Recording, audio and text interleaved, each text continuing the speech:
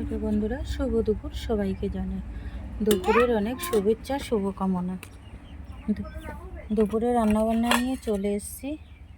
এখানে আছে শাক ভাজা, এটা ডাঁটার শাক ভাজা করেছি। আর এখানে করেছি একটু চুনো মাছের ঝাল বানিয়েছি, দেখেন। একটু পেঁয়াজ রসুন দিয়ে ভালো করে ঝাল ঝাল করে বানিয়েছি এটা। আর এখানে ফুলকপি আলু দিইনি আজকে, শুধু ফুলকপি, এটা বাগানের ফুলকপি আমাদের নিজের। এই যে ফুলকপি ভাজা করেছি কালো জিরে দিয়ে। আর এখানে করেছি আজকে ডিমের ঝোল, ডিম আলু দিয়ে ঝোল বানিয়েছি।